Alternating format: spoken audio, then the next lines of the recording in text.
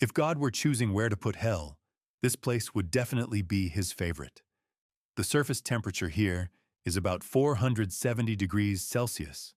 The clouds are filled with sulfuric acid, and the sun rises in the west because of its retrograde rotation. We recently posted a video about Mercury and thought, why not also talk about Earth's sister, Venus? You might ask, who even needs Venus and why dedicate a full, standalone video to it?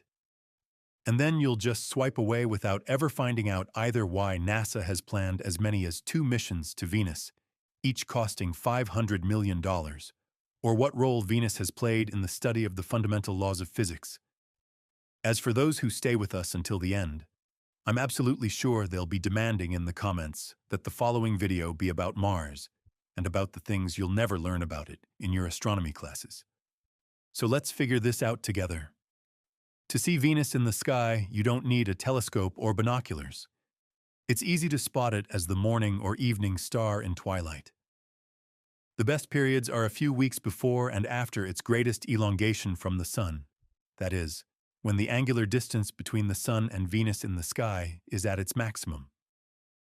We'll leave a link in the video description below where you can check this information. With a telescope with an aperture larger than 150 millimeters and a UV pass filter, you can even bring out the patterns of the clouds at the tops of Venus's atmosphere. But never aim at it during the day when it's too close to the Sun. It's better to shoot when the Sun is below the horizon. If you ever happen to want not only to observe Venus, but also to travel there, keep in mind, on average, a flight to Venus takes about 3.5 to 5 months, depending on the choice of trajectory and gravity assists. However, I doubt you would dare to land on the surface because it is the hottest planet in the solar system, temperature around 470 degrees Celsius. Its atmosphere is very thick, made up mainly of carbon dioxide and clouds of sulfuric acid, and the pressure there is 92 times higher than on Earth. By the way, in September 2020, astronomers led by Jane Greaves from Cardiff University detected, using spectroscopy, the spectral signature of phosphine, a poisonous gas with a very unpleasant smell, in Venus's atmosphere. The thing is, such a gas could only be produced by living organisms, but there was a possibility that this might result from a physical or chemical process. Now, astronomers will think of all the ways to justify phosphine without life, and I welcome that. Please do, because we are at the end of our possibilities to show abiotic processes that can make phosphine, said Clara Souza Silva, research scientist in MIT's Department of Earth, Atmospheric, and Planetary Sciences. In November 2021, 3 observing flights were carried out by the Stratospheric Observatory SOFIA to confirm the presence of phosphine in Venus's atmosphere. However, it was not detected at the level of its sensitivity. This does not mean there is no phosphine present, but if it is, its volume fraction is less than 0.8 molecules per 10 to the power of 9 air molecules.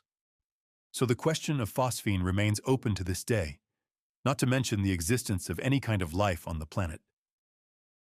Suppose you still decide to land on the surface of Venus and somehow miraculously survive. In that case, you'll be greeted by landscapes of enormous lava plains, tens of thousands of volcanoes, wrinkled highlands, craters, and mountains. Venus is not a dead rocky wasteland, as everyone is used to thinking. In 2023, evidence of active volcanism was published based on archival radar images from the Magellan mission, which orbited Venus in the 1990s, and later this evidence was confirmed by NASA as well. Scientists compared 2 radar images from 1991 and found that the volcano's vent had noticeably changed over 8 months between the 2 flyovers. This is interpreted as an eruption followed by lava filling. And in 2024, another analysis of this mission came out with additional signs of activity. While we were preparing this video, the world was shaken by news of ongoing strain and the risk of a uranium shortage. Uranium shortage threatens the revival of nuclear energy, industry representatives warn, writes the Financial Times. The association is forecasting a significant gap between supply and demand if new sources are not found. We're not going to talk right now about the causes and future consequences of the situation with uranium reserves on Earth, However, in the context of our topic today, it would be good to take a look at the myth of the riches of Venus. In particular, the idea of space-based uranium mining on Venus. The assumption that Venus has an extraordinary amount of uranium was based on interpretations of Soviet data. The Soviet Venera probes really did measure the potassium-uranium-thorium ratio in the soil. But the results showed concentrations similar to or even lower than those on Earth. Science fiction and popular literature of the 70s to 90s immediately ran with this. It was assumed that since Venus is extremely hot, it might have more internal heat, specifically thanks to uranium and thorium. But today we know its heat is explained by the greenhouse effect, not by an excess of uranium. Some people automatically drew the conclusion, if there is a lot of uranium on Earth, then there must be even more on Venus because it is slightly denser and similar to Earth. Venera 8 and later Vega 1/2 detected uranium in the rocks at about 1 to 3 parts per million, thorium, several parts per million, and potassium, a few percent. This is a typical range for terrestrial granites and 2 to 3 orders of magnitude lower than the uranium concentrations in industrial ores on Earth. There, uranium is usually at least 0.1% by mass, that is, at least 1,000 parts per million. In any case, despite Venus being relatively close to Earth and having similar gravity, there are many more accessible places in space for mining uranium. For example, the Moon, Mars, and asteroids. Given the 92 atmosphere, the approximately 470 degrees Celsius temperature, and the fact that any equipment just melts there in a matter of hours, uranium mining on Venus is simply a fantasy that has nothing to do with reality. Where do we even get all this information about the surface of Venus if everything there is wrapped in clouds? First, we have images from the Venera landers, for example, real photos of the soil. Second, thanks to the Magellan probe, which operated in the radio range.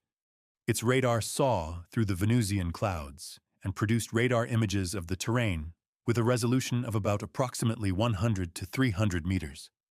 There have also been infrared observations of Venus, for example, by the Venus Express spacecraft, whose orbital cameras detect thermal radiation from the surface and can estimate rock types.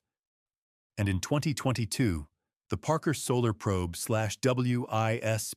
Solar Probe managed for the first time to take images of Venus's surface from orbit through the clouds in the visible range. Although NASA presents this news exactly that way, in fact, we're not talking about the obvious spectrum, its blue-green part, but about the edge of the visible spectrum, red, very near infrared, approximately 0.7 to 0.8 micrometers. In other words, this is not daytime reflected light, but an image of thermal emission with contrast enhanced by processing. In the photos, large relief structures are visible, and the picture correlates with temperature and emissivity. In Venus's atmosphere, the ratio of deuterium to hydrogen is dozens of times higher than on Earth. This is a sign that the water that once existed there, either as vapor or as an ocean, broke down in the upper atmosphere, and the lighter hydrogen escaped into space on a massive scale. Information about these processes helps us test the limits of the greenhouse effect, which sets the inner edge of the habitable zone around stars and allows us to interpret exoplanets. Since we are now observing a whole bunch of Exo-Venuses out in space, the more we know about Venus, the better we can interpret data about similar systems. At the beginning of the 2030s, several large-scale and expensive missions to Venus are planned. In particular, NASA's Da Vinci mission, during which direct analyses will be taken right from the planet's surface, or Envision from ESA, thanks to which the precise chemistry of the atmosphere will be measured. Envision and NASA's Veritas are supposed to figure out the story of why Venus became hell and not a second Earth. Venus has also played no small role in the development of physics. It was based on observations of Venus transits in the 18th to 19th centuries that the distance from Earth to the Sun was first calculated with high accuracy for that time. Edmund Halley proposed measuring how long it takes Venus's disk to cross the Sun from the most widely separated points on Earth. The difference in time gave the solar parallax, and from it they calculated the distance to the Sun, that is, the scale of the system. Astronomers then organized global expeditions in the 1760s of the 18th century, and later again at the end of the 19th century. That way, they obtained the first reliable values of the solar parallax and the astronomical unit. In March-May 1961, there was a leap in the accuracy of the value of 1 astronomical unit. A radio signal was bounced off Venus, and the round-trip time was measured.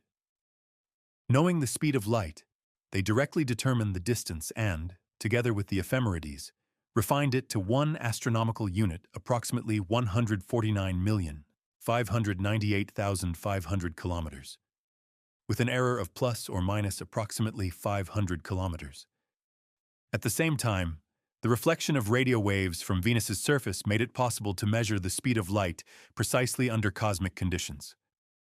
Finally, in 2012, the International Astronomical Union defined 1 astronomical unit as 149,597,870,700 meters. It is now simply a fixed length in SI. As in the case of Mercury, general relativity was also tested using Venus. In 1967, during the Mariner 5 mission, based on radio waves that passed by the Sun on their way to Venus, scientists recorded the gravitational slowing of light, the so-called Shapiro effect, when the travel time of a radio signal or light near a massive body increases due to the curvature of spacetime. Also, studies of Venus have made a significant contribution to testing the gravitational dynamics of the solar system, because Venus's orbit is extremely sensitive to small perturbations. This made it possible to test the subtleties of Newtonian and modified Newtonian mechanics, in particular, the effects of other planets. So, despite the large number of missions to Venus, this planet still holds plenty of mysteries and secrets. Their discovery will help humanity finally dot all the I's regarding the possibility of life under similar conditions and test hypotheses about the presence of water in the past and in what form it existed. The Da Vinci probe will also analyze the phenomenon of so-called tesserae, regions that are considered to be ancient continents of Venus. By comparing the composition of Venus's gases with that of Earth and Mars, scientists will be able to better understand why, despite the fact that these planets formed from similar initial materials, they nevertheless evolved into different worlds. That is all for now. If you enjoyed the video, leave a like and subscribe to the channel. See you next time.